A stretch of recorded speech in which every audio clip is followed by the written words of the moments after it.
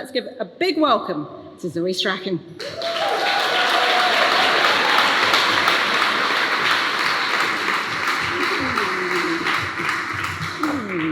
Hello, everybody. Oh, it's wonderful to be here. It really is. And we know that we're all here for a tremendous cause this evening, but in my role as reader in creative writing, I want to remind us that we're actually here for a tremendous novel. I envy those of you that haven't read BRODIE yet, because I fell in love with it, and I've been a fan of Gillian's writing for a long time, and I think that a lot of people in this room are going to fall in love with it as well. So I'm honoured, Gillian, that you asked me to turn up tonight and share some new work from the novel that, as Claire mentioned, is coming out in a couple of weeks' time. So it's called Catch the Moments as They Fly, and it's a sort of family saga. It's set in small-town Scotland and in Glasgow between the 1930s and the 1960s. And it centres on a couple, Rena and Bobby, and in their ambition, their love for each other, and to be honest, the ambition probably comes before the love, and all the things that the world throws at them that get in their way. I'm going to read a little bit from later on in the novel. This is Bobby. It's 1963, and for once, things are going quite well. But how long will that last? Rena's in a fishtail frock that sways lightly from side to side, caught in the current as she moves from lounge to kitchen and back again. He zipped it up for her earlier. In the bedroom she's had done out in cream and cafe au lait. Brown, it looks like, but who's he to argue? Standing here in a cashmere jumper, sipping Black Label from a crystal tumbler, his lovely wife smiling and laughing with their guests. The bedroom suite is cream melamine.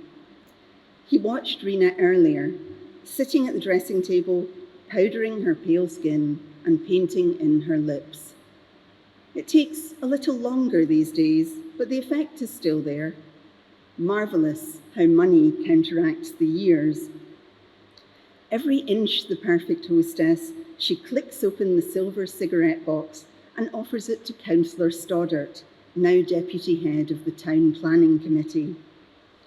Bobby sees the man glance towards Rena's milky white décolletage, marvels that she can be so unknowing.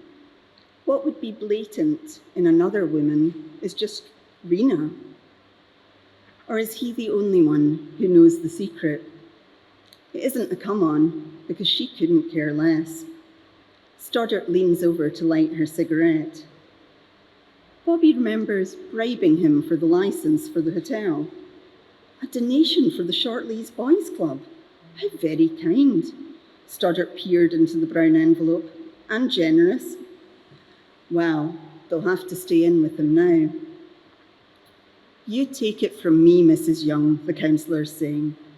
With these new developments, there'll be a lot of money to be made in this town. A lot. Shame that bastard Gibson's in the planning committee as well, Bobby thinks, as he saunters towards the hallway, wondering if he's imagining Rena's eyes sharp in his back. He pauses to smile at Tom Lauder, brushes past Evie, who doesn't quite realise how strong her drinks are. Her dress is tight brocade, a real head-turner. She clasps his arm and whispers something. He sidesteps graciously. A compliment to Mrs. Stoddart, and he's clear. A moment alone in the kitchen, looking out the window towards the shadowy mass of the park behind. And oh, his hand has found the cool curve of the whiskey bottle. There's a new ice bucket. He lifts it above his head to check it isn't bloody silver as well. They aren't made of money, not yet. He dips his fingers in to retrieve a few slippery cubes before freshening his glass. On the rocks, time to ring the changes. He hears Rena's laugh tinkling above all the others in the lounge. If she doesn't care about sex, truly, he wishes sometimes she'd just... But no, Rena would never, and he loves her for that. And she's not daft. She knows you'll string someone along for longer in a promise. There's a delicate hiccup. He sees Evie's reflection in the dark window teetering towards him.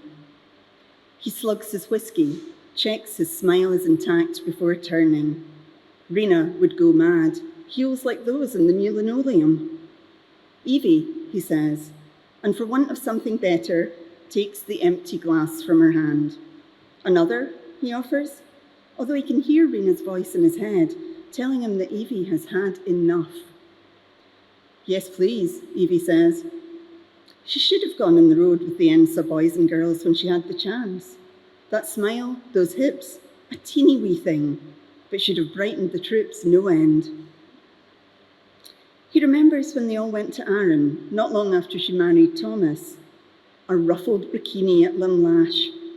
That and the sunglasses, she looked like a movie star. Bobby supposes his brother-in-law must be behaving himself these days because Evie doesn't look cowed. Far from it. Her eyes are outlined in turquoise, and her eyelashes are thick and black. A forest from one of those fairy tales Hetty used to read to Janet.